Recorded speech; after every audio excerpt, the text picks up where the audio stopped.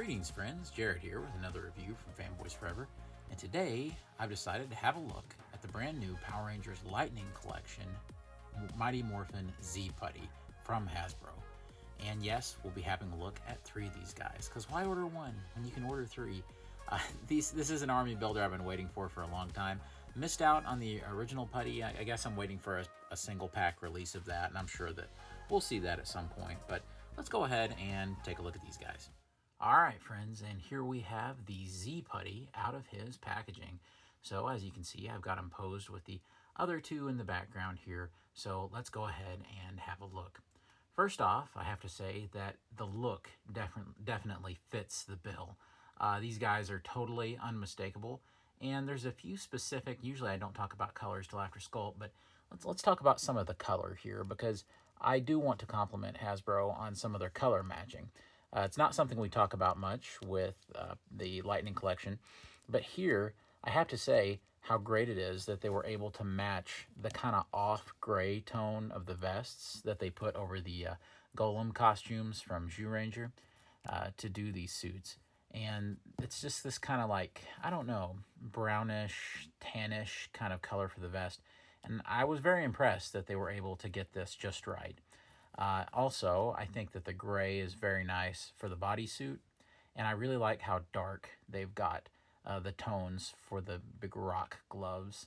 And I also like that the face, they've made sure that it's a much darker gray than the rest of the bodysuit, which is something with the original release of the putties. I may have been looking at them wrong or something, but it's something that I thought was kind of a visual problem with those.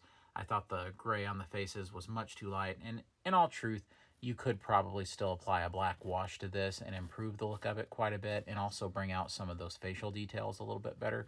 But honestly, I have to say overall, I think that just for the visual, for the color, I think that they've really hit it with this.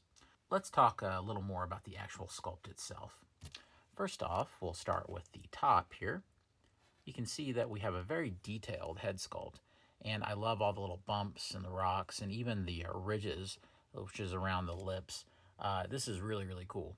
And I've always loved the Golem costumes from Zyuranger, and I think that that's the putties are also a big reason visually why kids really liked seeing those fights. I loved not only the suits when I was a kid, but I loved hearing the woo kind of noise that they made, which looked very appropriate for their oddly shaped mouths. So I think that this works really, really well. You can also see that they have very accurately recreated kind of the look of the head sock back here. You can even see that they have some ridges that are sculpted into the back, like seam lines. Do you see that? Where the hood is on. And there's even wrinkles on the sides where the fabric would be actually wrinkled at. So I think that's really great. And it also shows how far Hasbro was willing to go to really replicate this accurately. As a matter of fact, you know, you could, if they ever did, say, a figure art version, which I doubt it, of this, you know, I would dare them to do any better from a sculpt perspective on the head. But there is one thing that I would say probably could use some improvement. I think that they could have used some black paint right there in the mouth. And I'll be honest, I'll probably be going in and adding that myself because it just looks too solid. I think we should have that kind of black slit like we'd see in the show. But under regular lighting, you can see the shadow kind of generates that on its own. So I get why they didn't do it. But at the same time, I do think it's something that could be improved. Also, we have, just like I said earlier, the actual Z vest. It's kind of a flexible plastic, but not really. Not that it gets in the way of anything, just because of its natural show-accurate placement. You still have all this. On the back, you can see it just continues. There is nothing about this that's removable.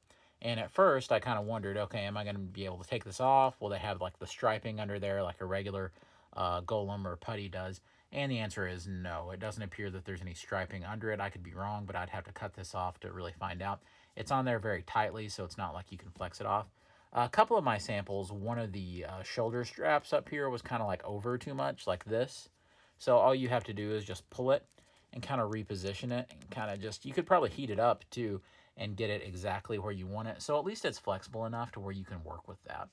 Moving on down, we also have our other bit of new sculpting, which are the Z knee pads. So those are really nice. I actually forgot that those were a thing on the original design. So I'm glad that Hasbro put them in here, considering I didn't even think about them. The only thing that I thought was any different was the kind of vest that they wear. I like how there's actual laces. You can see they have not dramatized this to where they're supposed to be super fantastic or they're supposed to be some kind of alien. No, no, Hasbro is not ashamed to just go ahead and put full lace-up boots down here with the strings and everything. Even at the bottoms there, you can see how the strings are woven into the sculpt. I actually think that's pretty great. Onto the back, we can just see there's nothing really back there because there wasn't really in the show either, I don't believe. And then we can even sort of see that there is a zipper line that goes all the way down right there to show you how they got into the suit. And all of their usual kind of great sculpted detail on the arms up here. These arms may be reused from some of the Ranger sculpts. I'm not sure, these kind of upper arms. Then we have the really nice job that they do with the rock sculpting. And I really love all the wash that's in there. And I like that we get two different sets of hands. One set has this kind of tight grip, and one set has the open hand, which I'll probably use more often because, as we all know in the show, they were usually striking these kinds of poses in the background while they made their little weird noise and they're moving their arms around like this. This is more like if you want them to hold something or hold a weapon. So I think these are really neat, though. Overall, I think visually they have really captured the look of the Z Putty. And I think that because of some of their color corrections and things that they've done, I believe that this is a more accurate representation than their original Putty release was. So kudos to them. I think it looks really, really good. For articulation, we'll just go over it very quickly. It's nothing that that will surprise you if you're a longtime buyer of the Lightning collection. First off, we just have a head that can swivel all the way around. It does have a really good hinge, so it can look up that much. It's especially great for when you have the Putty down like this all the way. He can still look straight up, which is something I wish Marvel Legends did more often. And the hinge goes pretty well down, too, so that you can even lean him back and you can still see the Rangers. So that's pretty cool. You also get a little bit of side to side, but there really isn't much, so there must not be much of a ball joint inside of it. Over here on the shoulders, we do have a hinge that can go really far up. So that's about as much as you could possibly expect. We also can bring it back down and go all the way around if we wish. We do get a butterfly joint, which can bring them pretty far back and pretty far forward. I think that the Lightning collection usually has the best butterfly joints of any of the lines that Hasbro does, whereas G.I. Joe has the best hip articulation, the classified series. So it's funny, if we just merge some of this stuff together, we'd have perfect articulation across all Hasbro lines. Next up, we do have a cut at the upper arm. We do have a double jointed elbow. And of course, we do have a rotation here at the glove, but nothing at the wrist, which is a little unfortunate. That would have been great if we actually could have got real wrist articulation on either set of hands, but we just don't. The other thing is we do have this diaphragm joint, which can go all the way down. And like I said, with the head, you can get all this kind of stuff. So that is great. We can go all the way back. Look how far back you can go. It looks like he's broken something. You also get plenty of side to side like this, which is great because the putties would kind of contort themselves into even stranger shapes than the actual Rangers would.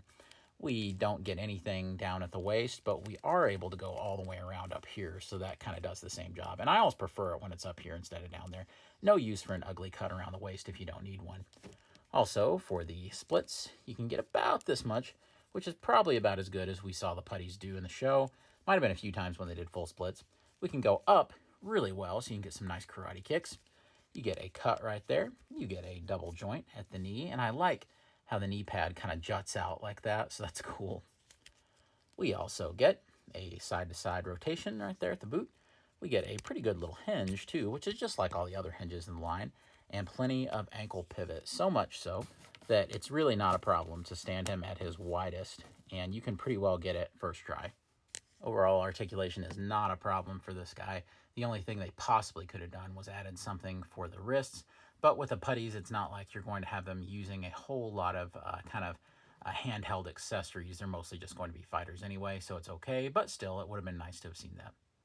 And for accessories, we're going to be having a look at the other two that I got, just so you can see a couple of other examples. Here's this one. He has the kind of powered up fist accessory. It looks like he's doing a move from Dragon Ball Z or Street Fighter. You can see, though, that this works just like all the other ones we've seen in the line. It's just sculpted to fit over a fist. You just pop it on, and it holds in there really, really good. It's made out of that kind of flexible, translucent plastic. I think it looks really nice. I don't, to my memory anyway, remember seeing the putties do a whole lot of stuff like this. So it is kind of funny that it's there. And honestly, you would be better off probably giving it to your Mighty Morphin Red Ranger. And, you know, or any of your Red Rangers, really. And I think that looks pretty good. So I think that's something you could do that would look a little more feasible. The other accessory is this kind of interesting little vest that we get over here. Now, of course, we know just by looking at it that this is meant to symbolize him getting hit with a blast. So I definitely think it does the job really nicely. The way this works is it just has little arms that go around right there. And it's very flexible, kind of translucent plastic. I really like the color that they've used for this, how it looks so wild and kind of crystalline a little bit. And I think it really does the job of being like a blast that would hit a putty. But it's really funny for this kind of how colorful it is. It looks more like something you might see in like artwork and not necessarily something you might see in the show. Usually when putties or rangers in the show get hit with a blast, it's more like sparks or a real looking like pyrotechnic explosion. It's usually not something that looks this fantastical, but I know that for the purposes of the line, that this, you know, it's a toyetic kind of looking thing, and I actually think it looks quite nice. Here's the great part about it though. If you wanted, you could take this same effect, and because I have 3 of them, you know, you can kind of get creative with what you do. You could honestly fit it over not just any Lightning Collection figure, but any other like Marvel Legend, any other 6-inch scaled figure, 1/12 kind of scale, and you could get things like this. So you could have Zach getting hit with like a blast, which honestly the Power Rangers were more apt to get hit with blasts from monsters than the putties to be hit with blasts from projectiles from the Power Rangers. Usually it was the monsters that would receive that kind of treatment. So I think it's really cool to actually put on him. I think it looks neat. And here's Trini with it. Honestly, it works a lot better than I thought it would. As you can see, it's really not coming off. It's a little shaky and it kind of goes a little lower. You can see it's a little more flexible, but you can position it about how you want. It'll pretty much stay. It may even look better with a female ranger because she has a little more room, it seems like, because it's going lower to where you can still see the face. So I actually like that. It's a better accessory for your rangers, though, than the putties, so that's kind of funny. And if you wake up one morning feeling like a horrible person, you're just feeling spiteful, you can also do this to poor Alpha 5, which I have to say, once again, I'm kind of shocked that it works as well as it does. It's on there really, really well. Might work a little bit better on Alpha than even on the female Ranger Buck. So this is pretty cool. Yeah, I like it. And here's a quick scale comparison between Lord Zed himself and his own personal modifications of Finster's putties. And you can see that they scale really nicely. Lord Zed, I think, was given a little bit of a height bump in the Lightning Collection. I definitely think that he's probably intended to be a larger-than-life character, even though we know that he probably wasn't much different in height than most of the actors playing the putties. So we know that Lord Zed probably isn't supposed to be this tall, like if you're going with strict screen accuracy. But it's really not too different than probably what it was in real life. So I think that looks pretty good. Here we go. We'll get old Zach right here, right beside of this putty. And they're almost just straight up one-to-one like height right here.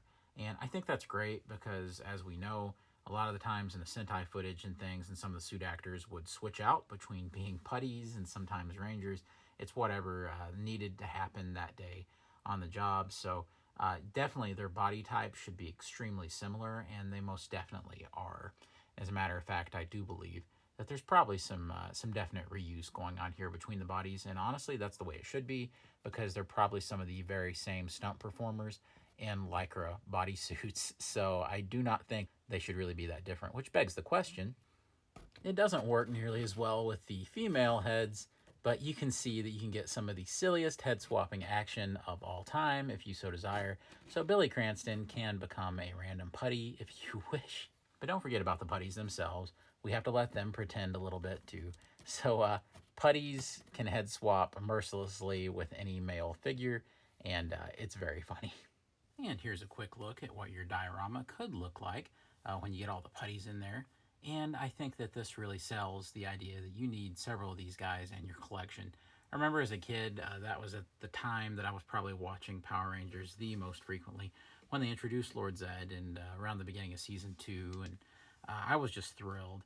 And I remember I was really, really impressed when they added a simple vest and some knee pads to their putty costumes. And I just thought that was terrific. Even though it was such a minute visual change, at that age, your imagination can do the rest. So I really thought the putties had become much more formidable. And I remember the next few episodes when they showed up, I was like, oh man, those aren't just the regular putties that they just take out really easy. Those are the Z putties. And I thought that it was a really big upgrade, even though it really wasn't. Eventually, these guys became just as easy for the Rangers to dispatch as any of the others. But still, there's a lot of pleasant memories I have associated with these guys, and it was so great to see them get a release. So great that, I was able to just go ahead right out the gate and order several of them to where you can really get your display pumped up with these guys. Anyway, that's all we have to say about the putty today. I hope you guys have enjoyed it. Truly, these are a nice little treat, and I definitely suggest them. I ordered mine off Amazon. It was the very easiest way to get them. Usually, that's where I order all my Lightning Collection stuff. So anyway, guys, hope you enjoyed the review, and I hope you all have a great day. Be careful out there. Of course, God bless you and yours. And I'll see you on Fanboys Forever. Don't forget to subscribe. Take care.